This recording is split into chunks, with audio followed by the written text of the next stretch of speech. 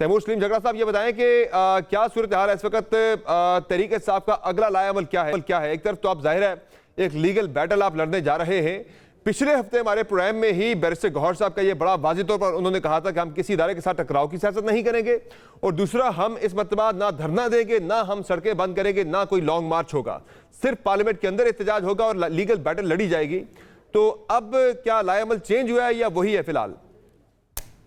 नहीं जी, सबसे पहले ये बात तो बिल्कुल सही है कि हम चाहते हैं कि मुल्क के आगे जाने का एक रास्ता हो, और जो मुल्क की सबसे बड़ी पार्टी का और स्टेट का एक आमना सामना कराया गया था कि वो खत्म हो।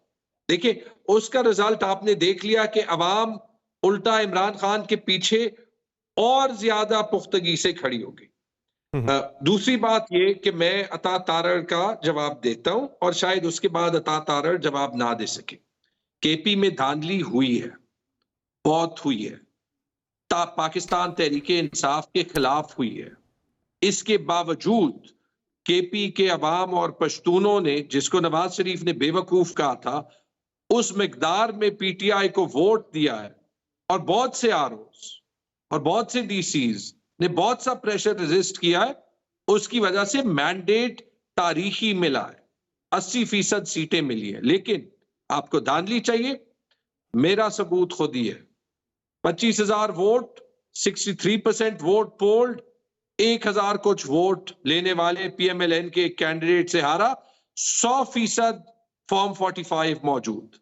पेशावर में 13 में से 8 एमपीए की सीटें, पीके 72, पीके 73, पीके 74, पीके 75, पीके 78, पीके 79, पीके 80 और पीके 82, और एक एनए की सीट एनए 28।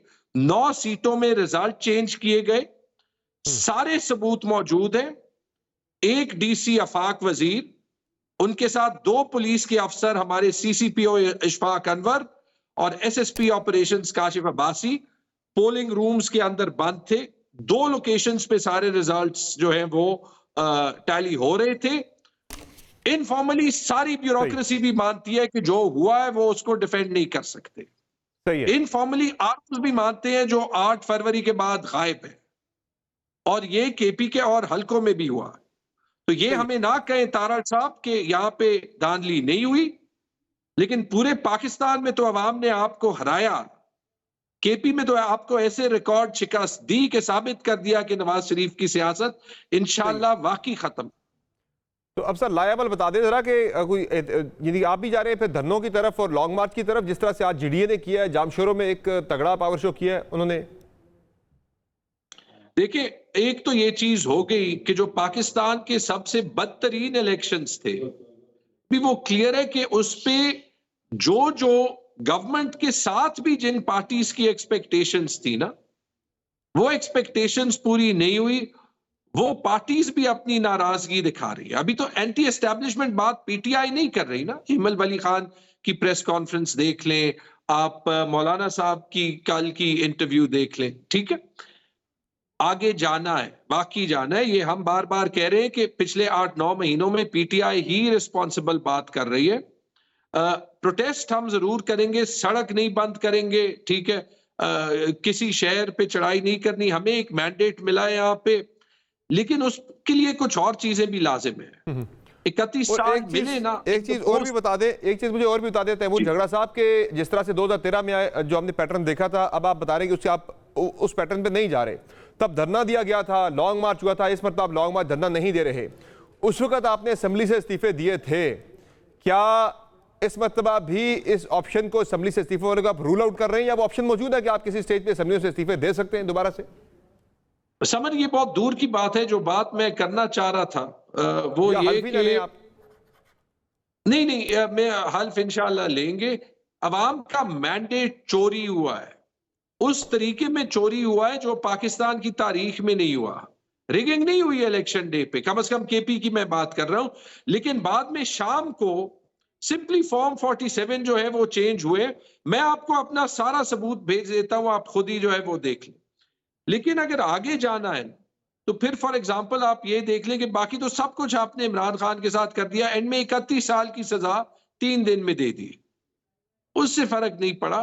तो उसके लिए एक प्री रेक्विजिट, और ये मेरी गुजारिश है, आज भी हमारे लोग तोड़े जा रहे हैं, आज भी जो है वो इलेक्टोरल सिस्टम को प्रेशराइज किया जा रहा है कि जो ये चोरी हुई है, जो कि जिसका सबूत छुपाया भी नहीं जा सकता कि ये छुपाया जाए। आज हमारे तो क्या 8 ये सीटों पे जो आरओ के डिसीजंस आए हैं पेशावर जी हाँ। में, 8 सीटों के डिसीजंस 8 आरओ ने दिए, एक ही टेक्स्ट है 8 का।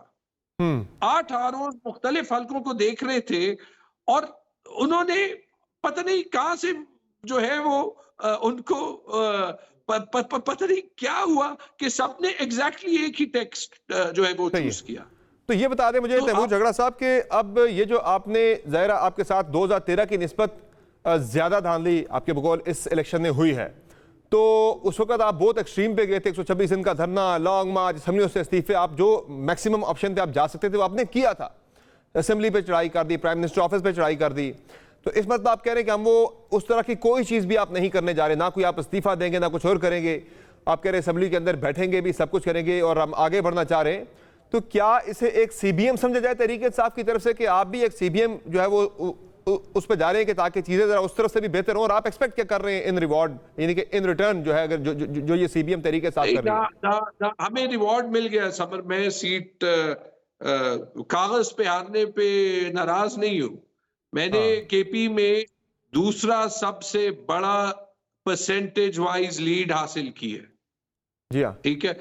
रिवॉर्ड ये है कि जो हम कह रहे थे कि अवाम हमारे प्रिंसिपल स्टांस को अप्रिसिएट करेगी, उसने की।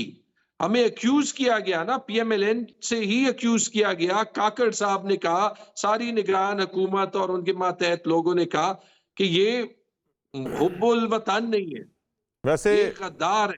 वैसे झगड़ा साहब, अभी आपने कहा था हम सड़कें भी बंद नहीं कर रहे, कुछ नहीं कर रहे। अभी मुझे पेशावर से ही दौरान प्रोग्राम कुछ लोगों के मैसेज आए, वो कह रहे हैं झगड़ा साहब जो है ना वो सही बात नहीं कर रहे। वो कह रहे सड़कें उन्होंने पेशावर में बंद किए रखी हैं पिछले काफी दिनों से।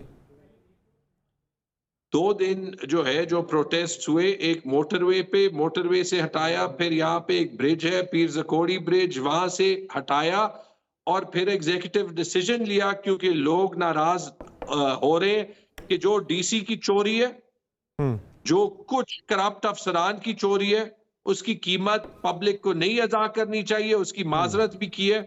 लेकिन आप ये बता दें कि जहां पे 50 लाख लोगों का मैंडेट उस तरीके से चोरी हो ना, अगर आप चाहते हैं कि मैं चुप रहूं और अगले टाइम से इलेक्शंस जो है वो इलेक्शन डे के 5 बजे के बाद शुरू हो कि किसने सबसे बड़ी बोली लगानी है, तो वो आप मुझे बता दें। अगर पाकिस्तान की अवाम वो चाहती है तो फिर कम से कम मुझे सियासत छोड़ देनी चाहिए।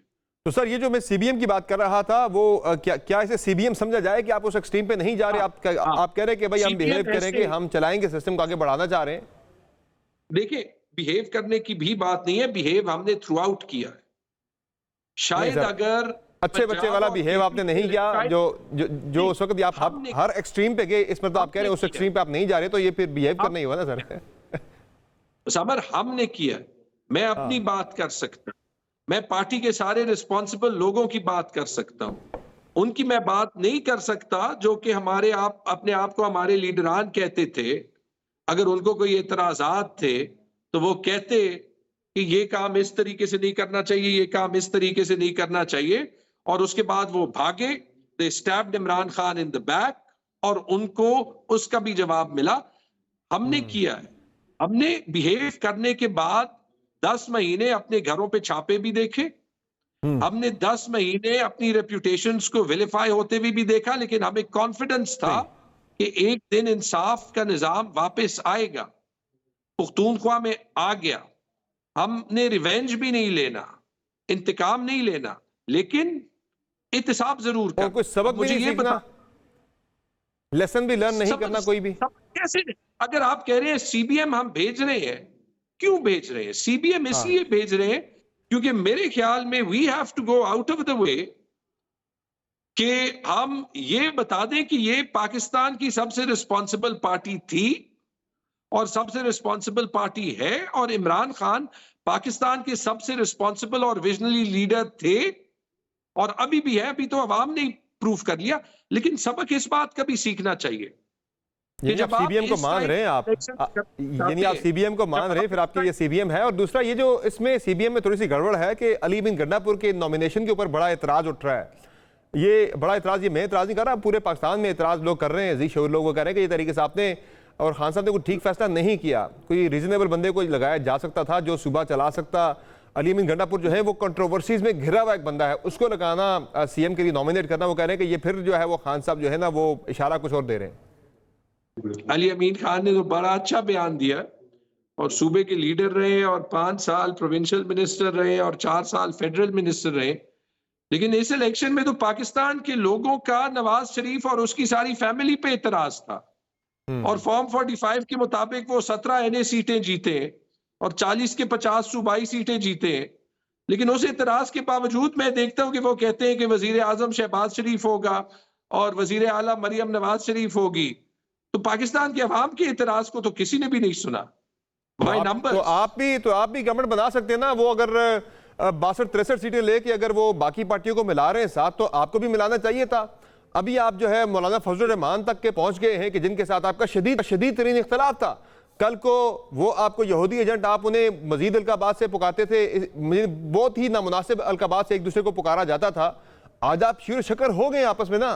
तो यही बात आप अगर पीपल्स पार्टी के लिए अगर आप रवैया इख्तियार करते, आप पीपल्स पार्टी से रब्ता करते, वो भी एक डेमोक्रेटिक जमात है, तो आपकी और उनकी मिलकर गवर्नमेंट बन सकती थी। बल्कि मैं समझता हूं कि मैं आपको खबर भी दे रहा हूं नाजरीन के लिए भी, आज भी मुस्लिम लीग नून को शदीद किस्म का शक है इस बात का कि कहीं पीपल्स पार्टी और तहरीक इंसाफ आपस में जुड़ ना जाए। ये मैं आपको बता रहा हूं, आज भी उन्हें शक है इस बात का कि पीपल्स पार्टी और तहरीक इंसाफ कहीं जुड़ ना जाए। तो आप उनसे रब्ता करते, शायद आपकी बात बन सकती है। और मुझे ये भी इस बात का है, मैं आपको बता रहा हूं कि ऑन एयर के पीपल्स पार्टी वाज एक्सपेक्टिंग कि शायद तहरीक इंसाफ के साथ मामला हमारा बन भी जाए। उनकी भी प्रेफर्ड चॉइस आप ही शायद होते नून लीग के बजाय। सबसे पहले कॉन्ट्रडिक्शन तो ये थी कि यही पार्टियां हमें 10 दिन पहले कुछ और कह रही थी। हमें वोट मिला है असूल का। 10 दिन पहले तो वो नून लीग के बारे में भी कुछ और बात कर रहे थे। बात तो करने देना। जी बोलिए। हमें असूल मिला है, वोट मिला है असूल का, रूल ऑफ लॉ और कॉन्स्टिट्यूशन वापस लाने का, जमहूरियत को डिफेंड करने का। नून लीग को मैं पर्सनली तसल्ली दे सकता हूं कि इस टाइप की हुकूमत हम नहीं बनाएंगे जो इमरान खान के इन असूलों को कॉम्प्रोमाइज करे। लेकिन ये मुझे नवाज शरीफ, शहबाज शरीफ और मरियम नवाज शरीफ के लिए डर भी है, नसीहत भी है। अगर किसी तरीके से आप 5-10 दिन हुकूमत भी कर ले, एंजॉय उसे जरूर कर ले, उसके बाद आपको ये जो 2-4 वोट मिले हैं ये भी नहीं मिलते। सही है। अच्छा, मुझे सर आप ये बता दें कि इसके अलावा अब आगे की हम जब बात करें सेंटर में, फिर एक बयान में देख रहा था कुछ देर पहले बैरिस्टर सैफ साहब का कि भाई हम पंजाब में और सेंटर में अपोजिशन नहीं बैठ रहे। तो क्या ये फैसला हो गया और कम्युनिकेट कर दिया खान साहब ने कि भाई अपोजिशन ही बैठना आपने सेंटर में और पंजाब में? देखिए, compare to making a compromise और एक कॉम्प्रोमाइज गवर्नमेंट चलाने का, उस वक्त तक अपोजिशन में बैठना बेहतर है। जैसे ये फॉर्म 45 गिने जाएंगे, ट्रिब्यूनल्स तक ले जा रहे हैं ना, अगर पाकिस्तान ने आगे बढ़ना है तो सिर्फ पाकिस्तान तहरीक इंसाफ ने तो जो है वो पाकिस्तान तहरीक इंसाफ ने तो एक ही बात कही थी कि अवाम हमारे साथ है, हमने साबित कर लिया। लेकिन जो रिकॉर्ड दहशत स्टेट की पाकिस्तान तहरीक इंसाफ के खिलाफ हुई है, हमने बर्दाश्त की है। आज भी मैं आपके सामने हंस रहा हूं। सही है। ये सबक भी सीखना चाहिए कि आप अवाम को एक मैसेज जरूर दें, लेकिन जरूरी नहीं है कि अवाम वो मैसेज सुने और उस कॉन्टेक्स्ट में हमारे एमपीएस और एमएनएस की लॉयल्टीज बदलना, अभी भी जबरी गुमशुदगियां करना, या ये पीपल्स पार्टी से भी आज आज आमिर डोगर साहब मिले, पीपल्स पार्टी के भी जो है रहनुमा राजा परवेज अशरफ साहब स्पीकर नेशनल असेंबली, उनसे भी मिले कुछ देर पहले। ये क्या माजरा है? वैसे उस पर वजाहत ये जारी करवाई गई है कि वो जी कौमी असम्बली के वाले से जो होते हैं, लॉजेस होते हैं, उनकी अलॉटमेंट के वाले से बात हुई। अभी तो नया स्पीकर जब आता है, इलेक्ट होता है, वो लॉजेस की अलॉटमेंट करता है, पुराने वाला आउटगोइंग कभी भी नहीं करता। आप ही पार्लियामेंटेरियन रहे, आपको ज्यादा बेहतर पता है। ये वजाहत जो है वो समझ में नहीं आई मेरी। आपको समझ आई है ये वजाहत कि भाई लॉजेस के लिए ये हो रहा है सारा? मैंने सुनी नहीं, लेकिन जब किसी से बात नहीं भी करते तो इतराज, किसी से बात कर भी ले तो इतराज। तो अब इसमें आप नहीं नहीं नहीं, समझाएं कि मैं क्या। पूछ रहा हूं कि ये क्या वाकयातन है पॉलिसी की, पीपल्स पार्टी को आप रीच आउट कर रहे हैं, एक ऑफिशियल पॉलिसी है? नहीं, मैंने मुलाकात का नहीं सुना, लेकिन जैसे मैंने कहा कि कुछ ऐसी बातें हैं, ये कहीं नहीं कहा कि पीपल्स पार्टी से बात नहीं कर सकते। खान हाँ। साहब ने कहा है पीपल्स पार्टी के साथ हमने हुकूमत नहीं बनानी। देखिए, एक चीज का फैसला कर ले इस इलेक्शंस के बाद, ऐसे इलेक्शंस क़यामत तक पाकिस्तान में दोबारा नहीं होने चाहिए। सीरियसली, मुझे जितना अफसोस हुआ है कि ग्रेड 22 के, ग्रेड 21 के, ग्रेड 20 के अफसर ठीक है, आपको कह रहे हैं कि आप मजबूर हैं, जो पुलिस में, ठीक ब्यूरोक्रेसी है, में, अगर ये हाल करना है एक डिजायर्ड रिजल्ट लेने के लिए, ठीक तो मुझे बता दें कि नुकसान हम पहुंचा रहे हैं या ये काकड़ साहब की हुकूमत ठीक है। है